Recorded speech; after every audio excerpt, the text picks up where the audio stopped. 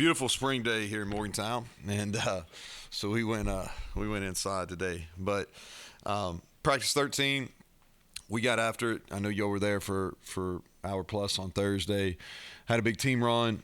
Took off for the weekend, and then came back today.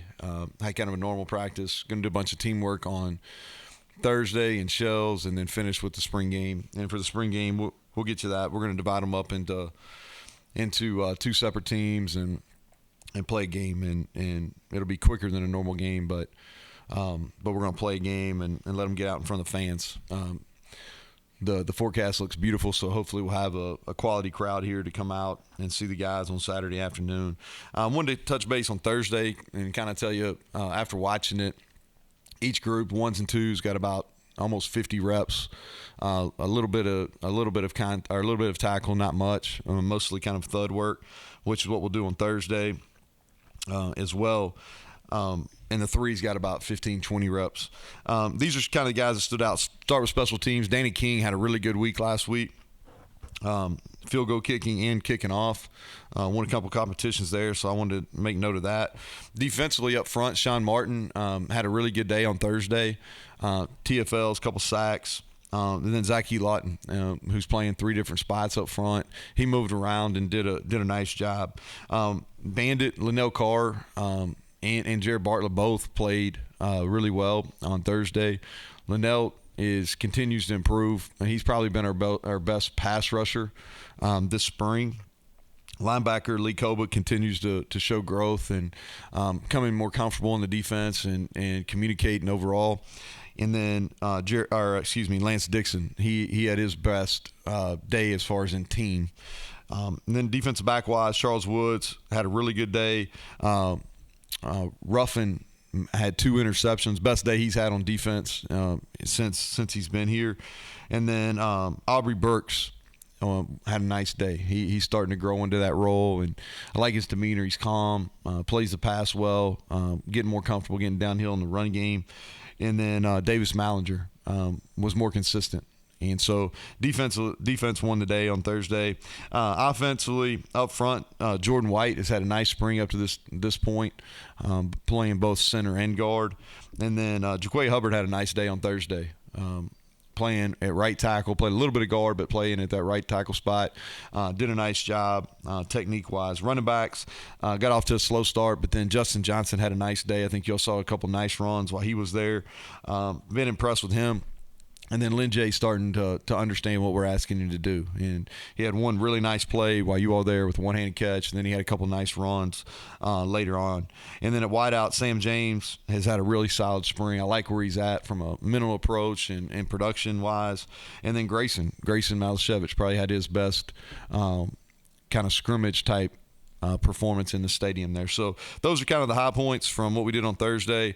So with that, I'll take questions. Neal, just overall through the spring, have you gotten done what you want to get done? 13 practices in. Yeah, so I'll have a better evaluation of that post. Right now, and really what I've harped to the guys is we get 15, we're going to use all 15. And so today, I think that we talked about this. I want to really put the quarterbacks in some situations. We did two different 2-minute situations on Thursday, did a 2-minute today, a lot of red zone work today. I think those are important. What I've talked to the team about is just situational awareness. That's a focus for the week. Understand the clock, down the distance, where we're at on the field, and being better within those situations. But as far as looking at it, all 15 together, we'll wait till the end to do that. Yeah, to pick out an area where you are making progress, what would you say off the top of your head? Yeah, defensive backs. Because really Charles Woods is the only guy that's played significant playing time here at West Virginia. And so those guys, you see them getting better. I've been pleased with their communication. We're really athletic. We can run, and I've said that, and that was a point of emphasis. We wanted to be more athletic. And we simplified some things to make it easier on them. But you can see them, steadily improving as we've gone on and want to continue to do that through Saturday. Mallinger, does he stay at Spear, or is he still a guy you can bounce around? Now, he's going to stay there. I think that's his best position now, going into the fall. Will he be there his entire career? I don't know. He can definitely play on the roof as well at safety. But there's a lot less thinking involved down there at Spear, and it gives us ability to play some man coverage. Speaking of Spear, you said St. McLeod. You try to get an answer on his health. Yeah, he's. I talked to him yesterday. He's feeling better, and he, as far as when he can work out and everything, told me he ran. So I think wounds are healing and seems to be improving. Formats of spring games, they seem to change one school to another, from 1 year to another. Is it entirely up to your roster, and is that harder than ever now, or do you have like a goal you want to have every year? How does that go for you? So just kind of where we're at. It's like where you're at as a football team, and we're going to split up into a game. I don't want to necessarily tell you exactly how we're going to do it because I'll do it after Thursday practice where I know exactly who we're going to have available. We're going to do some ones versus ones work within that, Mike. We may not tackle the whole time because I think that's where you got to be careful. You get through and it's more of an exhibition, so you don't want to get people hurt in an exhibition. But it's also for these young people that haven't performed in a stadium in front of a crowd. It's a really important evaluation. So I think there's a fine line. I like the competition piece of it. So as much as we can have it, we tried to have fun with it last year. This year it's going to be more of a true game and divide them up and put them on teams, put them in separate locker rooms, run them out, and let them play and see kind of where we're at. At 13 practices now to watch Graham's offense. What are some of the things that you're observing that you like that you've seen through 13? Yeah, so I think within the pass, let's talk pass game. I think he's got answers. I think his teaching of the quarterback within the pass game I've been impressed with. It's simple for the offensive players, but it's complex defensively. And then he's done a really good job making rules within it. And so, and I think it's his way of teaching the staff, and then thus the staff teaching the players has been productive. We haven't had very many missed assignments. When you're introducing a new offense, that's something that's not usually the case. And then within the run game, I think he's done a nice job of formationally getting some advantages. And I think he's grown as well with some things that we've done here in the past. Well, as far as RPOs and some things in the screen game. So again, I don't want to speak until we get all 15 done, but I like the progress we're making. How's the nomenclature and all the terminology that been an issue at all? No, it hasn't. And I think that he was, which I think says a lot about him, is he's came in and a lot of the things in the run game that we were doing we'll continue to do, and he left some of the calls up front, because we got everybody returning up there. So I thought that was important. I think it showed humility on his part and showed his ability to kind of, it's easy for him to change than all five of those guys up front. And so, and then with the skill guys, like I said, very, very few communication errors and very few missed assignments, which means they know what to do and they're learning. Your evaluation of the right tackle spot, you talk a lot about Hubbard. Obviously, Yates Yeah. has played a lot. Yeah, Yates has played a lot. So Yates has had really an unfortunate winter and spring. He's had a couple injuries, and then he was out for a while during the winter, and then he's missed a run of practices here with another injury. He came back, practiced on Thursday of last week, practiced today as well. So hopefully he'll finish strong. I think he had a better day today. He's played a lot of football. He really has. And, at times I thought really game 7 through 12 last year, I thought he played at a high level, did a nice job, especially the Texas game. You go back and watch him play against Texas, and, man, there's a lot to like about how he played in that game. And so I hate it for him just because this winter and spring, through no fault of his own, they're all in injuries that he incurred that he could not have helped. He just hasn't been able to go through the offseason and the spring practice that he would like to. The good news for him is he's played a lot of football. he's still got these last 2 practices, and more importantly, he's got the summer session to get in shape, and he'll be ready in the fall, and we have high expectations for him. Along that line, you mentioned Jaquay Hubbard reshaped his body in the offseason. How is that translated when you watch him on tape to what he looks like now compared to a year ago?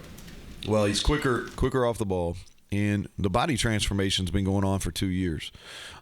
So really going into the fall of last year, he had shed a bunch of the weight that he had when he was at Virginia and during his first year here.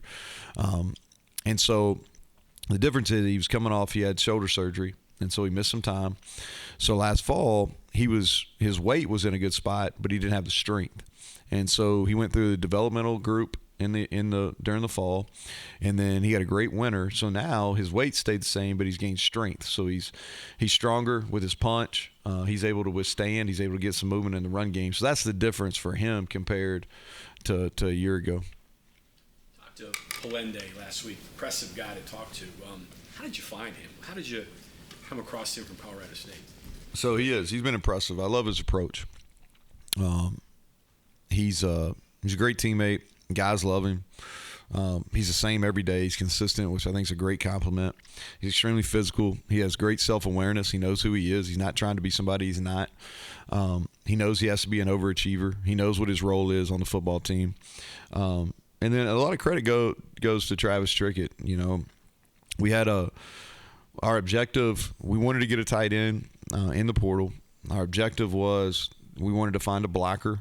That was a blocker first and foremost, and somebody that had done it. We wanted somebody that had played and had experience, and he played a lot. You know, he played a lot at Colorado State, played a little bit in Miami, but played a lot at Colorado State. The other tight end there who won the Mackey Award was really good receiver and a pretty good blocker. And the thing that stuck out on Brian's film is he played his hand down and in that hip position and was really physical at the point of attack. And so, and he's been what we thought he would be, a very positive contributor. He'll contribute a lot in the fall. He's going to help us in the run game without a doubt. I remember correctly, he played behind a really good tight end at Miami. Well, yeah. Yeah, 18 maybe. And so he's been in rooms like. And the other thing too is they played a lot of 12 and 13. So even though they had the Mackey Award winner last year at Colorado State, Brian still played a lot of snaps. Catcher-wise, where is he? Improving. Yeah, improving. He's caught more balls this spring than I think he's ever had in his life. You know, and he is. He's understanding spacing better. His ball skills improve, which credit to him. He really worked on it in the offseason. You know, he really did put a lot of time and effort into it, and they're improving. He had a nice third down catch on Thursday. So you have that May 1st immediate eligibility deadline. I would imagine that when the game ends Saturday, is inevitably some people are going to think about stuff like that. What type of work awaits you all, not only in house but outside, where people may become available? You have to get eyes on and make a decision. Yeah. So I think they have to go into the portal, right? And so there's still going to be an area of a time of evaluation there, but it'll be a busy time in the portal over the next couple of weeks. I think the spring games are kind of tiered as I looked at them nationally. Like some of them had the 9th, 16th, 23rd. That's kind of where the brunt of the games fell. And it's usually the week following is kind of when things start happening in the portal. As far as our guys here, there'll always be a surprise or two, but you got to focus on it. I think that's something we'll do in the week after is really in some one-on-one meetings before our guys go out spring evaluating, recruiting. We'll have some one-on-one meetings and give feedback. I think everybody wants feedback and, kind of what they need to work on, what they need to sustain, what they need to improve, moving through the summer and into fall camp. But, yeah, I think you have to be aware of that for sure. You've talked a lot about portal needs for yourself. Has that changed any in the spring? Is like, ooh, we're worse here, we better get a guy, or we're better there, we don't need a guy? Nah, I don't think so. It really – it's been about numbers and playing, and I think that kind of what I stated to you all in the past is kind of where our eyes are. Your three quarterbacks, how are they handling things entering this final stretch, and I guess what's a big occasion for them on Saturday? Yeah, I think that last Thursday was big for them. I think this Thursday will be big for them, and then Saturday will be the kind of the final test of it is they've been up and down. I think that there's been times, man, where just talking about them individually, I think Garrett is operating at a better level than he has. I think the game slowed down for him. He's throwing the deep ball extremely accurately right now, which is a positive. He's got to eliminate the big negative plays. I think for him is not making bad plays worse. Every once in a while, just hey, play the next one. Every play's not going to be a big one. For Goose, it's about confidence. The change of scheme probably affected him because he just now gotten the previous scheme down, so he had to kind of restart after a year. And so he's starting to – I thought he had a really good day I wouldn't say really good, but he had his best day Thursday, and I thought he was better today as well. And so everything's just a little fast for him, and it's starting to slow down. Nico, I think that it is a really hard transition, especially in the first spring, and because the game is so fast. And so you can see some real flashes. Like he had a great drive. I think you all were there in the stadium on Thursday. He had a great drive. Had a phenomenal play, the best play he's had. He had a naked out to the right and did a really good job getting his shoulders around. It was a good progression, and it was a touchdown. He had another drive that went for a touchdown in the stadium on Thursday. But he's also turned the ball over some, which is to be expected. And not all of those are his fault, but what really sticks out to me on him is he's hungry. He hasn't repeated the same mistake very often, which I think that's a sign that somebody is spending a lot of time away from just what's required. So all three of them, they've had a really good mindset. They're competitors, and they want to finish the spring in with sending the message to the fan base that they're more than capable, without a doubt. You said earlier in the spring you needed more from your Bandits. They've answered it. Yeah, I was really pleased with them. I thought they had their best day Thursday collectively. I think really over the last, you go back Tuesday, last week, Thursday, and then Tuesday today, they've had really good finishes. Now hopefully it'll continue through Thursday and Saturday, but they've answered that. Linnell Carr is coming on. He's been a guy that we always knew had a lot of raw ability, and it's just about being consistent in his daily habits, which this spring, sometimes you never know when the light's going to come on, and it's came on for him this spring, which has been encouraging. And then Bartlett has shown flashes throughout his career. What we've wanted is to make some of the routine plays more frequently, and he's doing that. I was really pleased on Thursday. I thought he played just a really solid game.